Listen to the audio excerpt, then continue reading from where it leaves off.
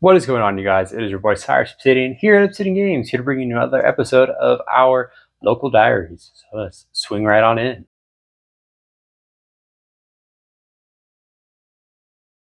So now that our regional season is up for at least our regional locale here, we are finally swinging back into the rogue decks that we are used to playing and used to showing you guys on this channel. And so here we are taking one of our favorites when it came out, oh gosh, years ago. We are taking Lunalight. So I am a huge fan of Arc 5, and I will say that again until I die. Arc 5 is my favorite series for Yu-Gi-Oh! We get the introduction of pendulums, which I know a lot of you don't really care for, but I am a huge pendulum fan, and with that there's come some other great decks like Melodious, which we have played, Lunalight, which we are playing today. We got the Predaplant, which were crazy with Branded when Branded Fusion was at 3. And there's some many other decks that are getting support later, like DDDs, which we are going to have a pure version of that once that stuff comes out. And we're so excited to show you that eventually. But for now, we are showing Lunalight, which I am so happy to take to locals, because I think this deck is heavily slept on. So let me show you the deck profile, and then we'll head out. All right, so here is our deck profile that we are playing for today. Honestly, it's got a really some interesting text here. But to kick things off, we are starting out by playing 3 copies of Lunalight Gold Leo. This is like one of the best one-card starters for the deck, alongside 3 copies of Kaleido Chick. We're playing 2 copies of Silverhound, 2 Yellow Martin, 2 Black Sheep, 1 Tiger, and 1 Wolf, and then 1 honorary Lunalight card in Tri-Brigade Fractal. So I think this is like a pretty good standard ratio for the deck. I'm gonna just move some stuff over so we can get it in the camera. Kaleido Chick and Goldie are by far your best one card starters for the deck. Fractal gets you into the rotation of stuff. So I mean, you go Fractal to dump the Silverhound can summon Gold Leo, and then or the Kaleido depending on what you need, and you just kind of pop off from there, which is really good for the deck. And honestly, it's pretty underrated in this format, if with my opinion being in there. I think Lunalight is pretty underrated right now, and this is coming from someone who's played Canine Vanquish Soul, so keep that in mind. For the rest of our Lunalight cards, we're playing 3 copies of Lunalight Perfume, 3 copies of Lunalight Masquerade, 1 Lunalight Fusion, and then the 1 of Lunalight Serenade Dance. So Serenade Dance might look a little bit weird, but I needed another copy of a Spell or Trap to search off of the Yellow Martin, and sometimes this just comes in where you're able to discard this for cost or whatever, and then you can banish it to special summon a Lunalight from deck. You get your ball rolling, which is really good. This just helps out, just extending a lot of plays, especially you go Lunalight Perfume, and you go Perfume Banish, discard this, search, and you just kind of get rolling from there. Or even Masquerade, discard this, because you don't really need its on-field effect. You do not set this. This is just there to be a discard and just kind of get things going. One of Lunalight Fusion, I think that's all you really need. And I've loved this deck. I am definitely an Arc 5 fan, hence pendulums have been my thing for a really long time. And so this was played by Selena from the Fusion Dimension, and this was one of the decks that I really loved that I picked up. I have a lot of these Arc 5 decks, so I mean Lunalight was one that I've had for a really long time, and when this new support got announced in Duad, I was definitely yep, let's get it, let's go. But yeah, a lot of this Masquerade was one of the many cards this deck needed to really just pop off, being able to just banish from your graveyard to fuse. I mean, so essentially you've got 4 copies of Wolf. This if you use a fusion spell. So you can use Lunalight Fusion to banish. You can use Poly. This will also banish from graveyards. I mean, you've got so many ways to use your graveyard of fusion material now, which is really awesome.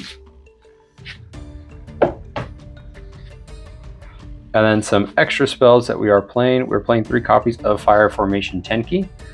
2 copies only of the Foolish Burial Goods. I tried to play it at 3, but there were some other card choices that I wanted. So we ended up playing it at 2, playing 1 Foolish Burial, and then 2 copies of Polymerization.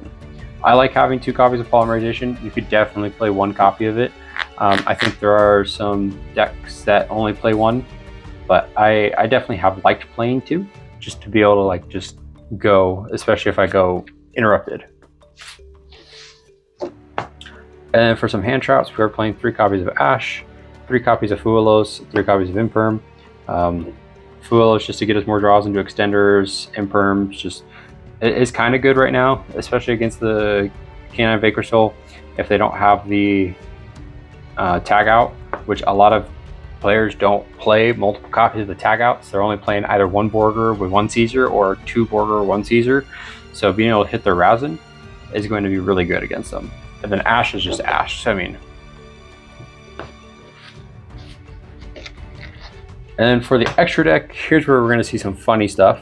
So for the extra, we're playing 2 copies of Lunalight Perfume Dancer, 1 Panther, 1 Saber, 2 Leo, and then 2 Liger. I think this is pretty standard that you'll see across any Lunalight deck. Liger is just really great. If you're able to end with 2 Ligers, you're cooking for sure. Leo's a funny one to go into if you do, but most of the times you are sending it off of the Kaleido Chick or even the Liger Dancer. Liger will also send Saber and Panther, but you can hard make Saber Dancer too, and Saber Dancer is just really oppressive since it gains 200 for each Beast Warrior that is banished from the graveyard. So I mean, it's a good help to close out games. And Panther Dancer, you really don't like use at all. But Perfume Dancer is really great, being able to use to get into the Lunalight Perfume, or even banishing it to reduce the attack of your opponent's monsters. It's also really great. Then for the rest, so this is where we get some interesting stuff, and this mainly comes up in the siding. We're playing 1 copy of Cross Sheep, 1 copy of SP Little Knight, pretty standard, but we're also playing 1 Tri-Brigade Ferrojeet, 1 Bearbrum, 1 Rugal, and then 2 Shireg. So the reason why we are playing this is because of my side. We do worry against D-barrier cards that stop from fusing, so if we do get met with a D-barrier, we, in our siding patterns, we kind of switch up our side out with, if we are fearing that D-barrier, to play a Tri-Brigade engine, to where we're able to go into Shireg, banish, Shireg again, banish, using Revolt. So that's the reason why we're playing this funny. I know a lot of the top decking versions of this deck just don't care, because you make Baguska, you're able to make Castel and Harpy's Featherstorm. We're playing this a little bit more unique, because it wouldn't be a Cyrus Obsidian video if it wasn't unique. Which, to the side, we are playing 2 copies of Nib and then 2 copies of Prulia, just because we put respect on Vanquish Soul, so being able to draw off of them is going to be crazy. And then Nib is Nib, because some decks just don't respect it. And then we're playing 2 copies of Thrust with 1 Duster, 1 Talents, and Dark Ruler, because we also do respect the other decks that are in the format, Yummy, and then any of the rogue decks that we might see. And then our Tri-Brigade engine. We have the other 2 copies of Fractal. We've got 1 Karis, 1 Kit, 1 Nerval, and then 1 Revolt. I think it's pretty self-explanatory. You go Fractal, sending the, oh man, it's been so long, but you send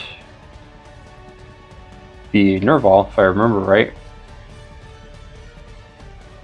Yeah, I mean, I'm still figuring this out as I go along, but it has been a while since I have played this, so it'll take me a bit to remember, but the concept is there, you know, being able to use these, banish them, Revolt, being able to bring back a number of my Beast Warrior and our Winged Beast monsters to banish in our graveyards. So I mean, this, you know, banishing, bringing them right back with Revolt, crazy good, crazy good. And since Revolt is a trap, we're able to set it off of the Triple Tactics Darkness as well. But that is for our profile. Let's head out and see how we do for today's event. All right, so here we are at our store. Oh, I can't flip the camera around, but you can see behind me, we are at Whiz Kid here in Santa Fe. They got a new space, so it is much bigger than before. But we're playing in a World's Championship Series. We're celebrating the World's Championship Series event, which after this video goes up, Worlds is over, and we're actually playing one of the decks that was played at Worlds in Lunalight. So that's kind of convenient. So round one, we play against Obsidian, or Ashenid. We're gonna just call it as it is. And geez, game one, I bricked so hard. He hit me with 3 drolls. Game two, we clapped. Game 3 was just back and forth because I drew dog water. Eventually had enough to just push. Round 2, we play against Psychics with Punk and then the new Psychic stuff. Game 1, very similar. We were able to set up full combo, full board, which is great. But he made Psychic and Punisher. Paid a lot of life points. My tower was smaller than his tower. Sad. So we lose. We go game 2. We're able to take game 2 by... No, we didn't even go game... In game 2, I drew past it. Oh, no, we didn't play game 2. Game 2 was back and forth. And then I eventually was able to go combo. Okay, because we both drew dog water. Game 3... he went full combo. I could not break his board, and he just hit my poly. He hit me with droll. He hit me with a Q Chen. So we ended up taking the L. We got one more round that's just announced. Let's see where we go. So for rounds 3 and 4, round 3 we play against Draco Tail, deck we're pretty familiar with. We were able to take game 1. Game 2 was a little bit of a struggle. We just couldn't push through all the interruptions they had. Game 3, we just totally annihilated with Liger Dancer and just pushed with the Tri-Brigade engine the one time it actually came in. Round 4, we played against Yummy. That's all that needs to be said. We ended the day 2-2, which isn't too bad for the first time piloting the deck. I definitely am probably going to take out the Tri-Brigade engine in the future. It was a great theory craft, and I did enjoy it, but there are some things that I would take out just to make it a little bit better, more versatile, and especially with board breakers as well. So that's it for this. We have one more championship series celebration that we'll be playing at next week, so look forward to that. But other than that, I'll pass it over to you.